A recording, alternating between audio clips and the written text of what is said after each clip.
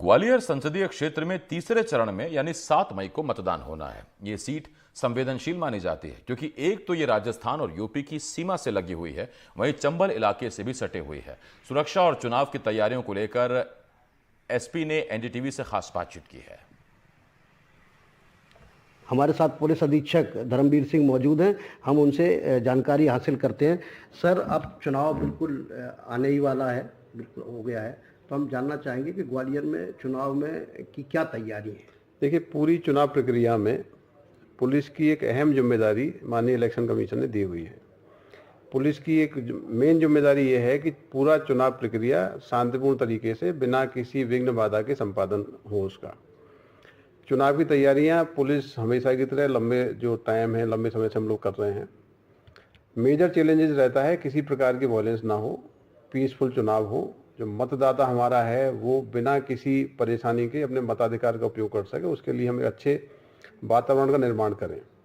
तो जो अच्छा वातावरण होना चाहिए उसके लिए हमने कोशिश की है।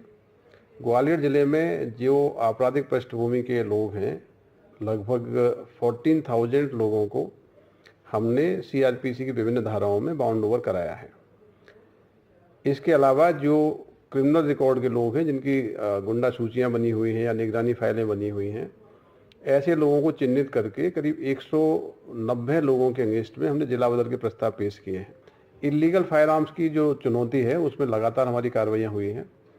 आचार संहिता लगने के बाद से लेके अभी तक लगभग 154 हमने इलीगल फायर आर्म्स के केस किए हैं, जिसमें जो लोग सोशल मीडिया पर उसका प्रदर्शन करते हैं, उसका उपयोग करते हैं, उनमें कार्रवाई की गई है।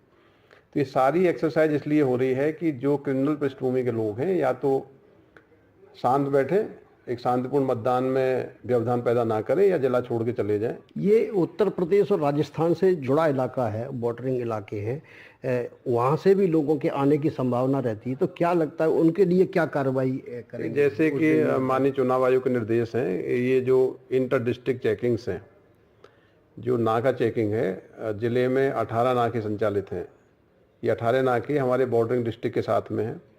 इसके अलावा 18 एसएसटी की टीमें हैं जो चुनाव की दृष्टि से बनाई जाती हैं। तो कुल 27 स्थानों पे 24/7 लगातार चेकिंग हो रही है और चेकिंग के दौरान कैश के सीजर भी हुए हैं और इस पूरी प्रक्रिया में लगभग अवैध रूप से शराब हो या दूसरी चीज़ें हों, 2.25 करोड़ के आसपास की सीजर हुई हैं। मतदान शांतिपूर्ण हो उस दिन मतदान की क्या तैयारी, किस तरह से हमने कैटेगराइज किया है मतदान केंद्रों को और उन पर सिक्योरिटी के लिए कितना फोर्स हमको डिप्लॉय करना पड़ेगा, क्या तैयारी है उसका है? तो हमारी क्रिटिकलिटी का असेसमेंट हो चुका है। हमने इस क्रिटिकलिटी का संबंधित मजिस्ट्रेट के साथ भी चर्चा हो गई है। जो क्रिटिकल मतदान केंद्र हैं उनको कितने लगभग ऐसे मतदान केंद्र आइडेंटिफाई? लगभग 500 मतदान केंद्र हैं जिनको हमने क्रिटिकल माना है। क्रिटिकल में भी हमने कैटेगराइज किया है। 4 कैटेगरी बनाई हैं। पहली कैटेगरी उन मतदान केंद्रों की होगी जहां पे हम CAPF central paramilitary force deploy करेंगे। इसके लिए 8 कंपनी हमको अलॉट हुई है और उसका डिप्लॉयमेंट प्लान हम इलेक्शन कमीशन के निर्देश के अनुसार तय कर रहे हैं। दूसरी कैटेगरी उन मतदान केंद्रों की होगी जो क्रिटिकल हैं, लेकिन हम उसमें स्टेट आर्म फोर्स लगाएंगे, SF लगाएंगे। तीसरी कैटेगरी उनकी होगी जिसमें डिस्ट्रिक्ट पुलिस का बल लगेगा लेकिन हथियार के साथ लगेगा। चौथी कैटेगरी वो होगी जिसमें हम या तो माइक्रो ऑब्जर्वर लगाएंगे या उनको वेबकास्टिंग उनसे कराएंगे। पूरे क्रिटिकल मतदान केंद्रों की सुरक्षा व्यवस्था जो पैरामीटर्स हैं उसके हिसाब से कर ली गई है। अब एक बड़ी समस्या ये भी है कि गर्मी में चुनाव है और गर्मी के चुनाव के दौरान आप जो डिप्लॉयमेंट करेंगे उनके स्वास्थ्य को ध्यान में रखने की भी एक समस्या पैदा हो रही है। तो गर्मी से बचाने के लिए जो आपका फोर्स है या आपका जो कर्मचारी या अधिकारी काम करेंगे, उनके लिए क्या प्रबंध किया आपने? जो भी मतदान पार्टियां जा रही हैं, पुलिस की टीमें भी मतदान दलों के साथ ही जाएंगी। उनके लिए जो बेसिक मेडिसिन किट भी बना रहे हैं, ORS घोल है और भी जो खाद्य और पेय पदार्थ हैं उनको प्रदाय किए जाएंगे, जिससे कि पूरी इलेक्शन की ड्यूटी वो अच्छे तरीके से कर सकें।